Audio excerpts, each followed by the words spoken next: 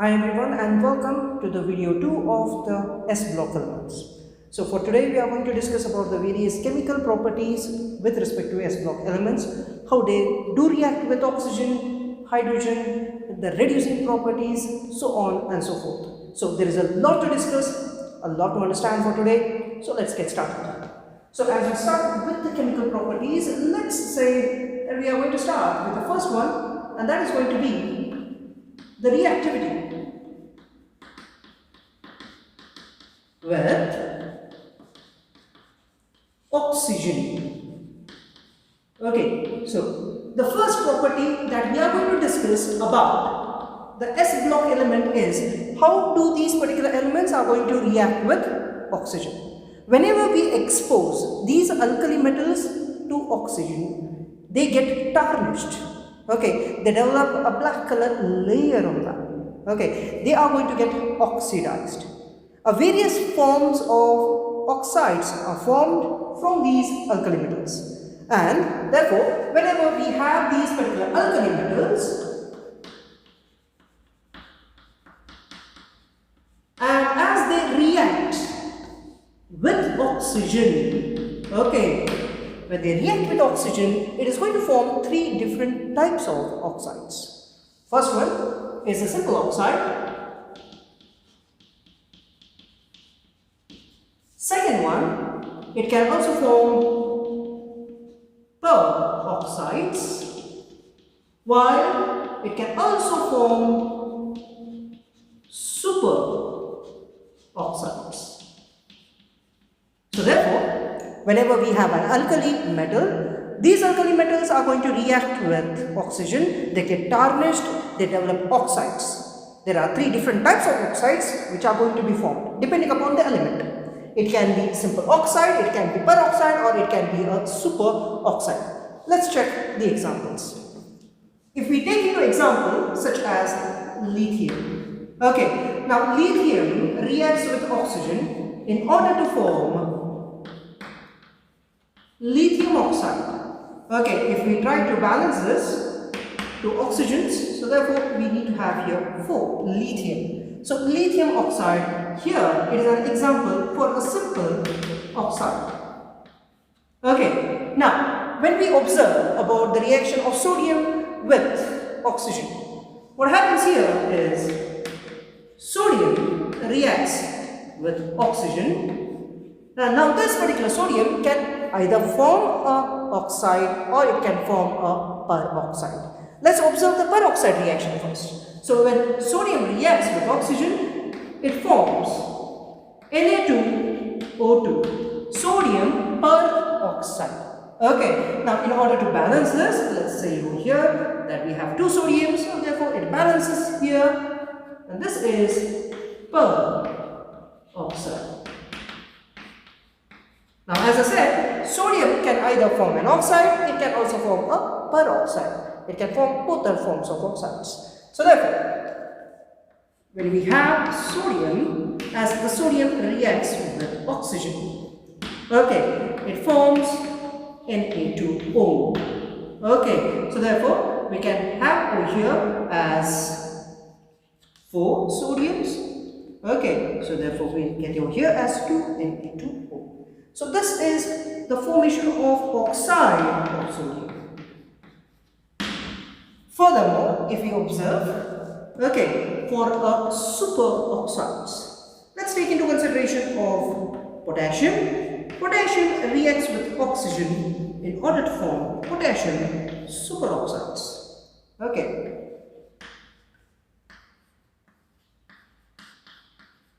So this is a superoxide. Now, due to this major reason, wherein alkali metals are highly reactive in their nature, what happens is we cannot directly store them in an open environment. Due to this, we usually store the alkali metals in kerosene. Right? So, what we have to understand is the oxide formation, peroxide formation, and superoxide formation upon the reactivity of an alkali metal with oxygen. Quite simple as that. Taking into the look with respect to the second set of reactions, or the second property, then what we can say is the reactivities with water. Okay, so that means we are going to speak over here with respect to how do our alkali elements are going to react with water. So the basic principle over here is that whenever we have an alkali metal, and this particular alkali metal, as it starts reacting with water, okay, it forms two things. One is a product. The product is hydroxides.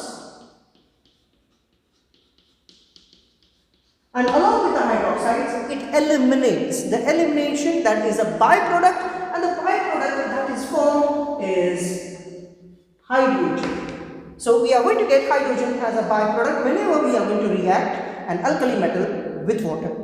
Let's observe an example. So as we have taken over here, Na. Okay, so sodium reacts with water in order to form sodium hydroxide along with the elimination of hydrogen. In order to balance this entire thing, let's take over here 2. Okay, so 2 hydrogens plus 2 hydrogen, it becomes as 4 hydrogens. Let's observe here as 2. Okay, so 2 oxygens and 2 sodiums. So that balances the entire reaction. We can also write this as, in a general form, as N reacts with water in order to form N plus OH2 minus plus hydrogen is going to be evolved. Okay, where M stands for all the alkali metals. Now here, in order to balance this, let's take over here. Okay, now in the entire series of the alkali elements, what we have, out of them, when we speak about lithium, okay, this lithium has a higher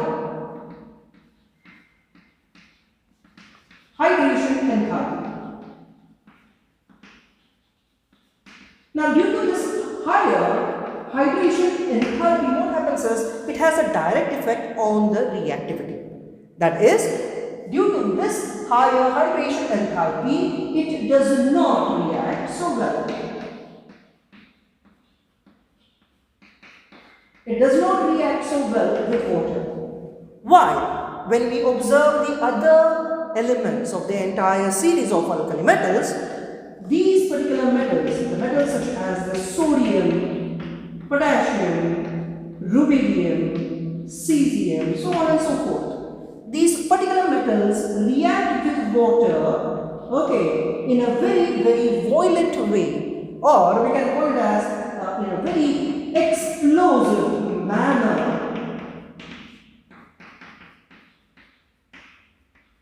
This reaction occurs.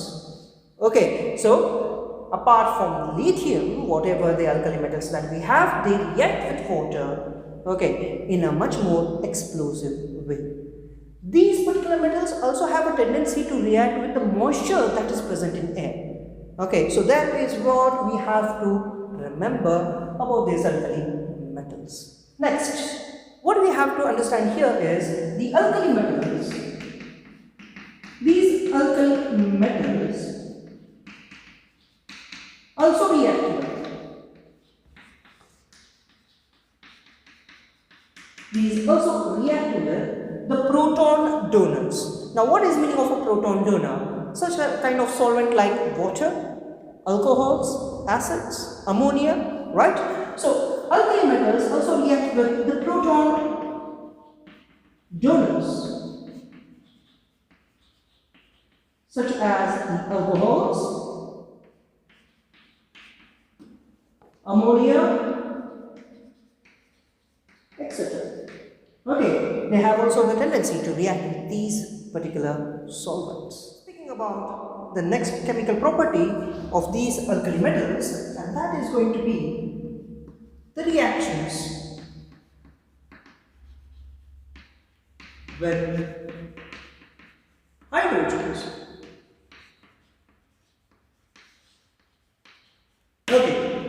Now, when we are speaking about the reaction with hydrogen, we have to understand that these alkali elements react with the hydrogens at the higher temperatures only. Okay, most of the alkali elements or alkali metals react with hydrogen at higher temperatures such as 673 Kelvin. Okay, with an exception. Here, when we are speaking about the lithium, okay, now lithium reacts with hydrogen at far more higher temperature at somewhere around 1073 Kelvin. Okay, so this particular reaction requires a higher temperature. Now, when alkali metals react with hydrogen, they form, okay, they form alkali hydrides.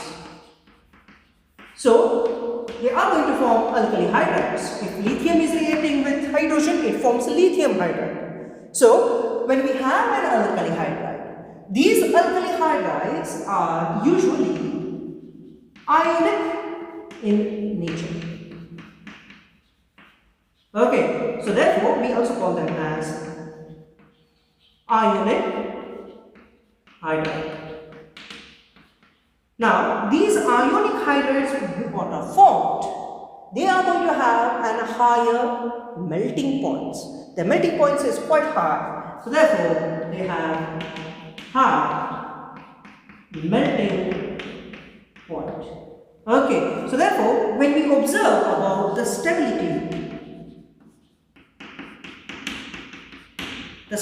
of these particular hydrides, this sequence is very important for us for the competitive section. So remember this, that is lithium hydride is more stable compared to that of sodium hydride, which is more stable than potassium hydride, which is more stable than rubidium hydride, which is more stable than cesium hydride. So this is a sequence of the stabilities of the alkali metals, okay, with respect to their hydrides. Now, coming forward with the next very important chemical property, and that is going to be the reactivity with halogens. Okay, so we already know that whenever alkali metals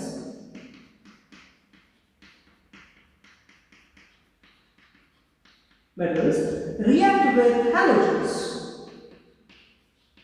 Okay, so halogens, what we have, those are nothing more than fluorine, chlorine, bromine, iodine, right? So whenever the alkali metals react with halogens, it is going to form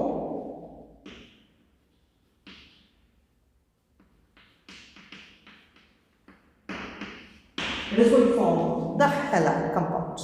So these particular halides, as what we have, these are actually ionic in nature.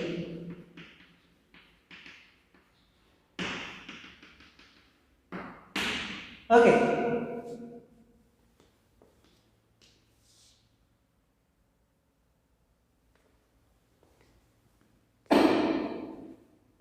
So these ionic halides are of the form of M plus and X minus form. Okay, so the usual representation, you can get it over here like this. That is something like an alkali metal, we can choose over here as lithium, while the other one we can choose any one of these particular halogens. But when we are speaking about lithium, okay, now the lithium and halogen bonds, this bond is quite different when we speak about the other alkali metals and halogen bonds.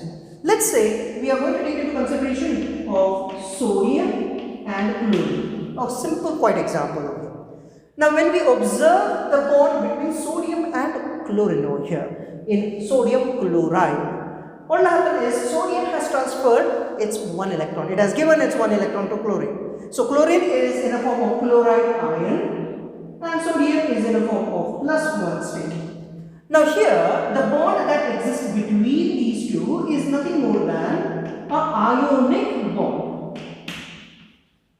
Okay, it is an ionic bond over here.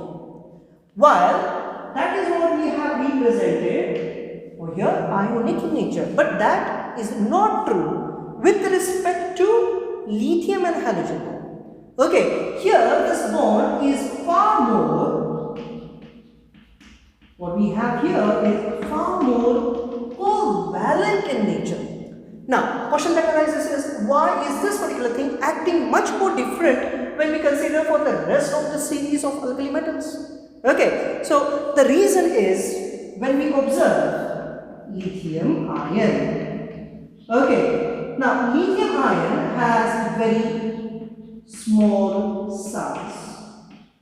Due to the smaller size of this ion, it has higher polarization capability.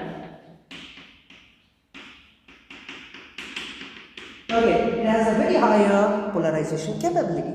That means when this particular ion,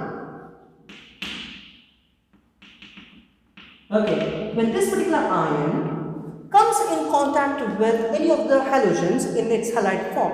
Okay, so for example, let's take over here chloride. Okay, so when it comes in contact with chloride ion has one extra electron, due to which its electron cloud has been enlarged. Let's say that this is the electron cloud. Okay, now as this particular lithium ion comes in contact with this electron cloud of chloride ion, it will start to distort it. It will try to break it down. Okay, and this tendency of breaking the electron cloud, okay, the moment it breaks this electron cloud is called as distortion of electron cloud. Okay, and that distortion of electron cloud is done by this lithium ion. Smaller the size of ion, higher will be the distortion of electron cloud. And this is what lithium does.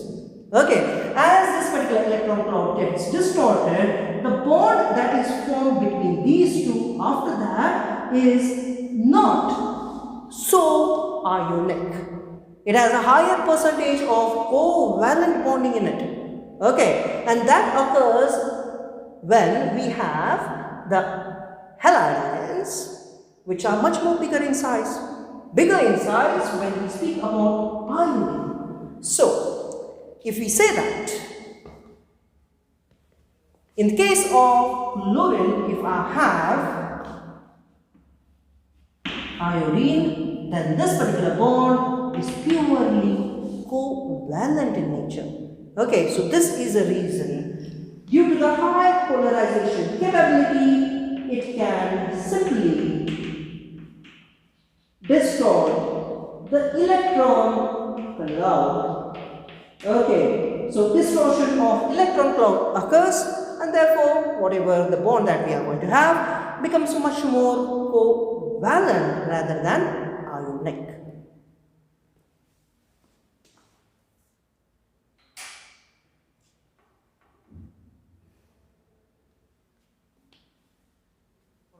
So, speaking with respect to the next chemical property, and the next chemical property is called as the reducing nature. Now here we are going to speak with respect to the reducing nature of alkali metals with respect to electrons. Now remember this particular thing.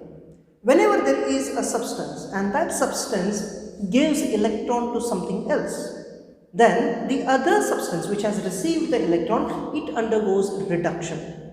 Okay, well this particular substance has undergone oxidation. Okay, so there are two different ways of speaking of reduction and oxidation. One was with respect to the donation of hydrogen, okay, or removal of oxygen with respect to reduction. Now here we are going to speak with respect to electrons.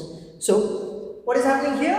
If there is a particular substance, let's say there is a substance A, and the substance A gives electron. It gives an electron to the substance B. Now this particular substance B has accepted this electron. That means this A is reducing this particular substance B or chemical B. Okay, but when it donates electron, it undergoes self-oxidation while it reduces this particular substance B. This is how the entire format is. So now we are going to take a look with respect to the reducing nature, okay, in the alkali metals. Now when we are speaking in solution forms, okay, when we are speaking in solution form, it's the lithium.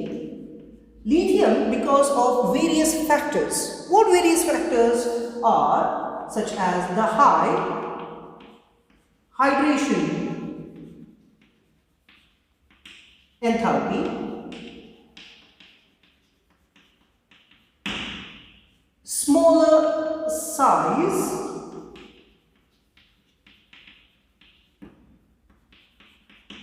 and the third important point is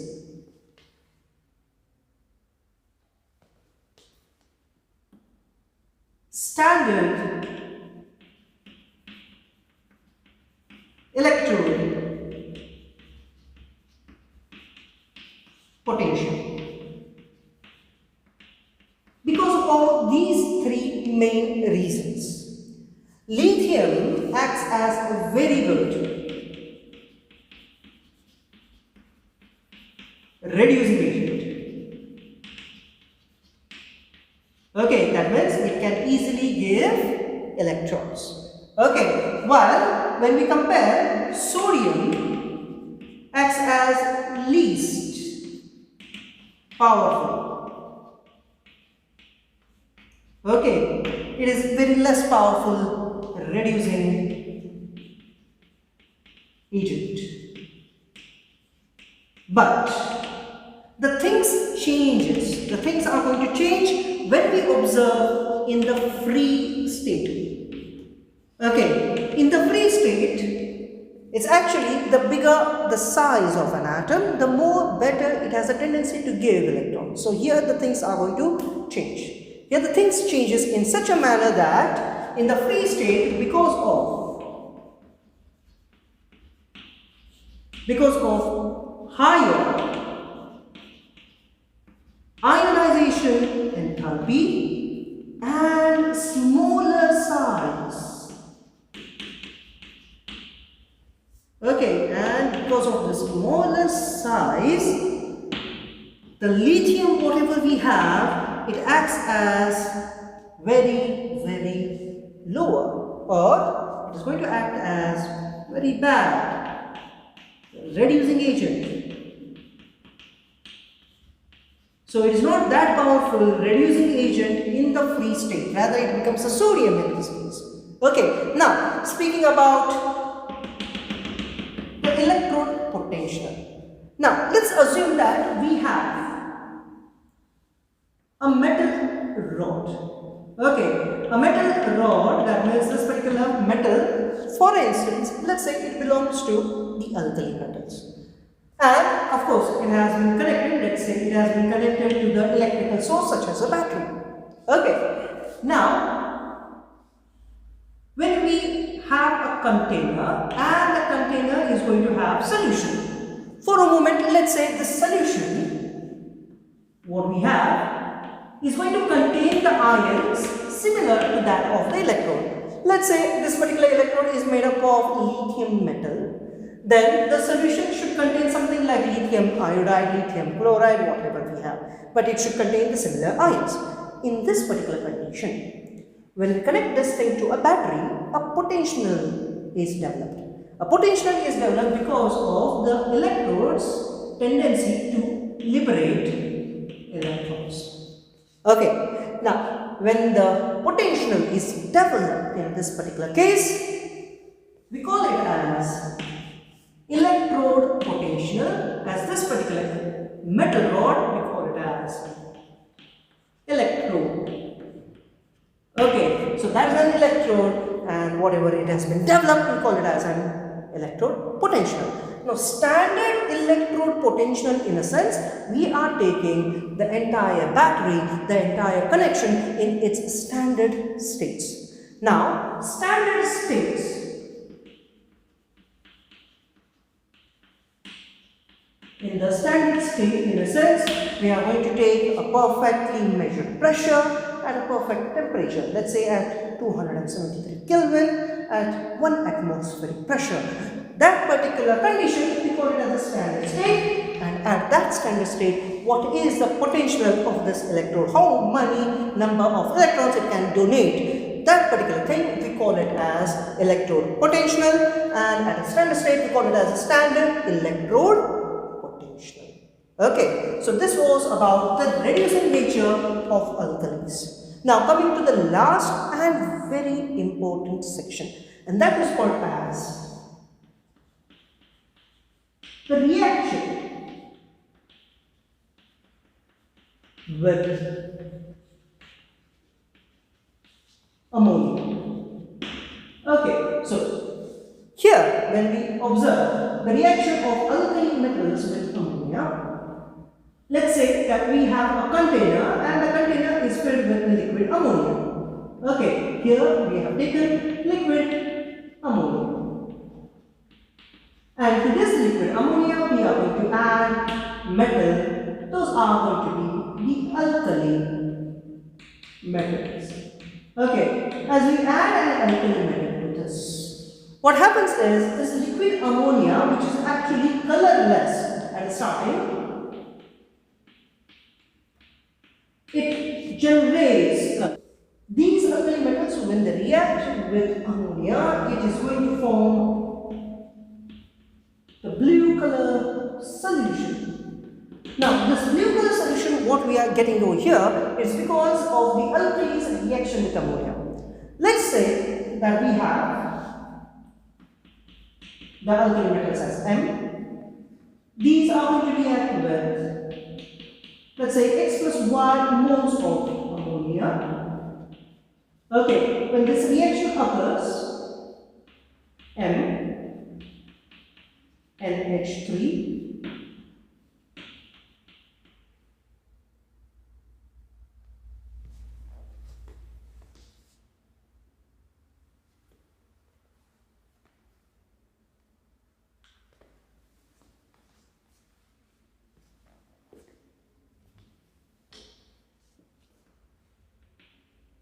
X minus plus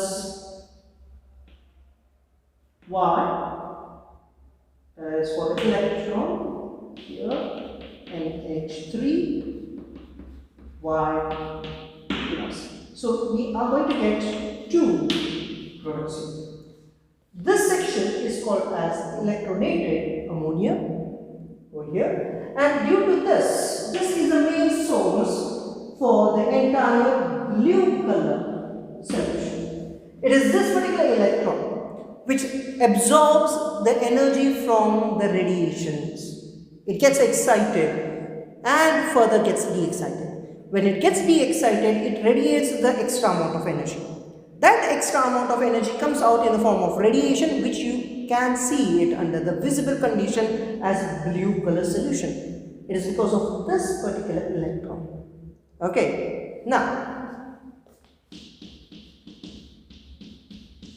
here there are certain things that we have to remember is the solution what we are getting here, the solution is actually paramagnetic in nature. Okay, that means it responds to the magnetic field. Secondly, the important thing is this particular solution is a very good conductor of electricity. So it can conduct electricity. Okay, now further, if we take this solution and keep it as it is, okay, what happens is as the hours passes by, as the time passes by, the metal which is present in ammonia solution reacts under the presence of electron and ammonia. Okay, in order to form an amide. Along with this, it will liberate hydrogen gas. Okay, now, of course, it is not balanced, do not worry. Now here, this was blue in color. As the time passes by, this blue solution, as what we have, it slowly turns into the bronze color. It slowly turns into the bronze color after the liberation of hydrogen. And this solution now, okay, is actually